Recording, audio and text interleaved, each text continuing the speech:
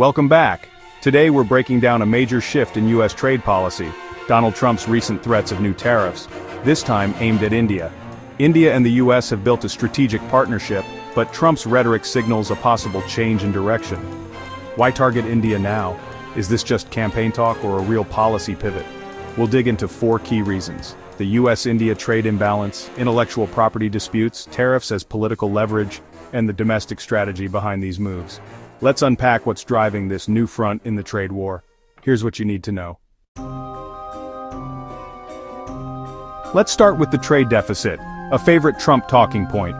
For years, Trump has hammered home the idea that America is getting a raw deal in its trade relationships, and India is no exception. The trade deficit isn't just an economic statistic for him, it's a rallying cry, a symbol of what he sees as unfairness in the global marketplace. The U.S. consistently imports more from India than it exports, and that gap is growing. Over the past decade, the numbers have become more lopsided, with Indian goods flooding American markets while U.S. exports to India lag behind. In 2023, the deficit reached nearly $40 billion, a figure that Trump and his supporters point to as evidence of a broken system. For Trump, this isn't just numbers, it's a symbol of American jobs and money lost. He often paints a vivid picture. Every dollar spent on Indian imports is a dollar not spent supporting American workers, factories, and communities. The sight of shuttered factories and empty shop floors becomes a powerful image in his narrative, reinforcing the idea that trade deficits have real-world consequences for everyday Americans. India exports a wide range of products to the U.S., pharmaceuticals, textiles, machinery, and more. These goods fill American shelves and supply chains, often at lower prices than their U.S.-made counterparts. Meanwhile, the U.S. sends aircraft, advanced technology, and agricultural products to India, but not nearly enough to close the gap. The argument from Trump's camp is clear. Every Indian import is a missed opportunity for American workers. They argue that if more of these goods were made in the U.S., it would mean more jobs, higher wages, and stronger communities. This message resonates especially in regions hit hard by factory closures and offshoring. Tariffs are Trump's tool to rebalance the equation, making Indian goods pricier, boosting U.S.-made alternatives. By imposing tariffs, Trump aims to level the playing field, making it less attractive for American companies and consumers to buy foreign goods. The hope is that this will encourage more manufacturing at home, reviving industries that have struggled to compete with cheaper imports. This approach mirrors his strategy with China and others, using America's massive consumer market as leverage. Trump believes that because the U.S. is such a lucrative market, other countries will have no choice but to negotiate if access is threatened. He's betting that tariffs and tough talk will force trading partners like India to lower their own barriers and buy more American goods. India's own high tariffs add fuel to the fire, letting Trump frame the U.S. response as fair play. India is known for protecting its domestic industries with steep import duties, making it harder for American products to compete there. Trump seizes on this, arguing that the U.S. is simply responding in kind, demanding reciprocity, not special treatment. The Tariff King label isn't just rhetoric, it's a calculated move to justify action. By embracing the image of a tough negotiator, Trump signals to both domestic and international audiences that he's willing to take bold steps to protect American interests, even if it means short-term pain for long-term gain. For Trump, the trade deficit is a simple, powerful narrative. America is losing, and tariffs are the fix. It's a message that cuts through economic jargon and speaks directly to voters' concerns about jobs, wages, and national pride. It's a message that resonates with voters who feel left behind by globalization. Many Americans see the trade deficit as proof that the system is rigged against them, and Trump's promises to fight back offer hope for a different future. Targeting India fits Trump's pattern: bilateral pressure, clear targets, and a promise to put America first. By focusing on specific countries and specific numbers, he creates a sense of urgency and a clear path for action. The deficit is the foundation for this new trade offensive. For Trump, it's not just about economics. It's about restoring what he sees as America's rightful place in the world, and convincing voters that he's the one who can make that happen. Beyond trade numbers and tariffs, intellectual property, or IP, has become one of the most contentious and emotionally charged issues in U.S.-India relations.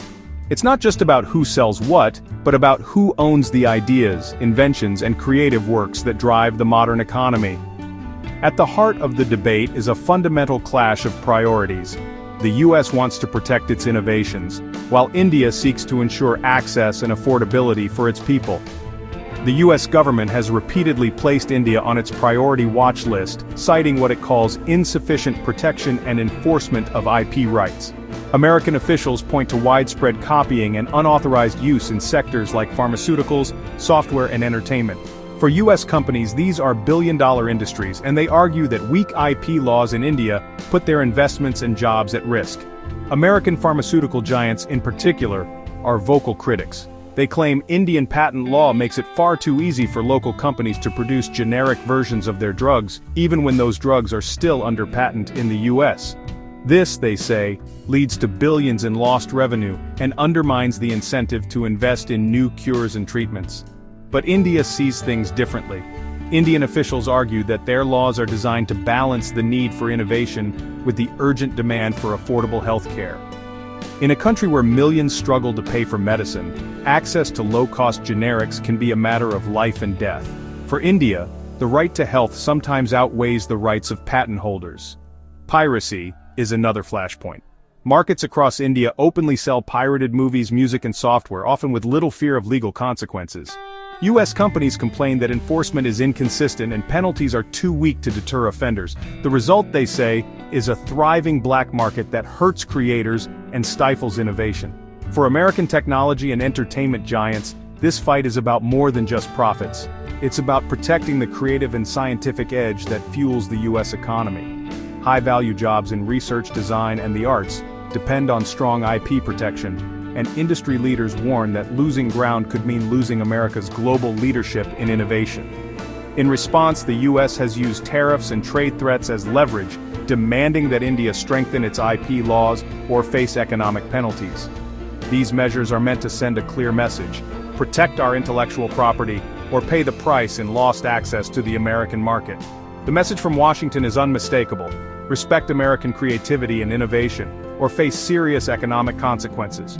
For US lawmakers and officials, this is a matter of national pride and economic security. Ultimately, the battle over intellectual property is about more than just corporate profits. It's about defending the US knowledge economy, the universities, labs, and creative industries that drive growth and shape the future.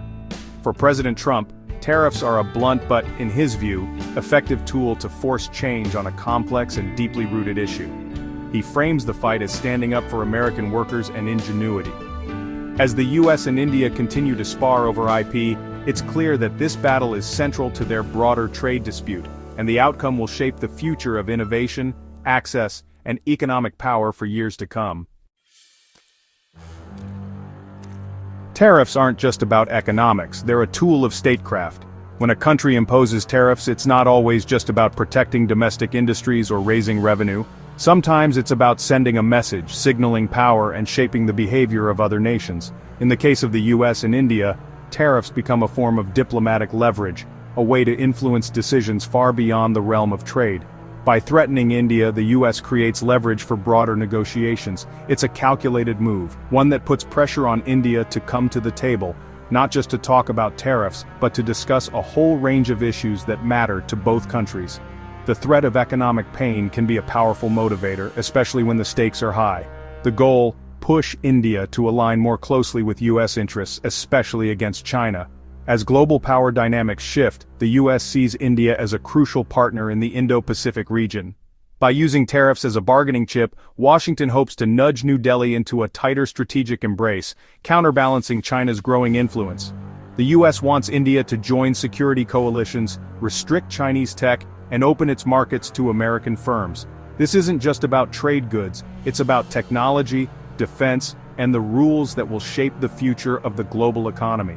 Washington is pushing for India to take a stand on issues like 5G networks, digital trade, and intellectual property, all while deepening military and intelligence cooperation. Tariffs can force India to the table on issues like e-commerce, data localization, and foreign investment. These are areas where the US wants more access and fewer restrictions, hoping to give American companies a bigger slice of India's rapidly growing market. For India, these demands touch on sensitive questions of sovereignty, privacy, and economic development. It's classic hardball: create a crisis, then offer relief in exchange for concessions. This approach is straight out of the negotiation playbook. Escalate tensions to make the other side uncomfortable, then use the promise of de-escalation as a bargaining tool. It's a risky strategy, but one that can yield results if the other side blinks first. This approach risks backlash. India could retaliate, escalating a trade war. When one side raises tariffs, the other often responds in kind, leading to a tit-for-tat spiral that can hurt businesses and consumers on both sides. The diplomatic fallout can be just as damaging, straining relationships that took years to build. But for Trump, disruption is the point. Shake up the status quo, force a better deal. He believes that by being unpredictable and aggressive, he can unsettle opponents and extract bigger concessions. This style of negotiation is controversial, but it's become a hallmark of his administration's approach to foreign policy. Tariffs are a loud threat, but the real aim is strategic wins behind the scenes. The public drama of tariff hikes and trade disputes often masks the quieter, more complex negotiations happening in back rooms, where the real deals are struck, and where the future of the US-India relationship is shaped. The US is flexing its economic muscle to get what it wants, on trade, security, and global influence. By leveraging its position as the world's largest economy, America can set the terms of engagement using both carrots and sticks to shape the choices of its partners. For India, the cost-benefit calculation just got a lot tougher. Every concession to the US could mean new opportunities, but also new vulnerabilities. Indian leaders must weigh the immediate pain of tariffs against the long-term benefits of a closer partnership, or the risks of going it alone. Tariffs are a bargaining chip in a much bigger geopolitical game. They're just one move on a complex chessboard, where every action has consequences and every decision shapes the balance of power in the region and beyond. The stakes go far beyond trade. What's really at play is the future of alliances, the rules of the global economy, and the shifting landscape of power in the 21st century. Now, let's look at the domestic angle. Tariffs on India aren't just foreign policy, they're a campaign strategy. The message: protect American jobs, punish countries that take them, and revive manufacturing. This resonates in swing states and with industries hurt by globalization. Sectors like steel, textiles, and tech see tariffs as a lifeline, and they're major political players. The narrative of economic nationalism, America first, made in the USA, energizes Trump's base. Targeting India is less risky politically than going after close allies, making it a strategic choice. Tariffs also win support from powerful donors in pharma and tech, who want tougher IP enforcement. Ultimately, this is about building a coalition: workers, industries, and voters who want protection and strength. The India tariffs are as much about Michigan and Ohio as they are about Mumbai and New Delhi. Domestic politics is always at the heart of trade policy. So why is Trump targeting India with tariffs? It's a mix of trade deficits, IP battles, geopolitical leverage, and domestic politics. Each factor plays a role in this high-stakes strategy. The impact could reshape global trade, prices, and alliances. What do you think? Is this tough talk effective, or could it backfire? Share your thoughts in the comments below. Thanks for watching. Stay tuned for more updates.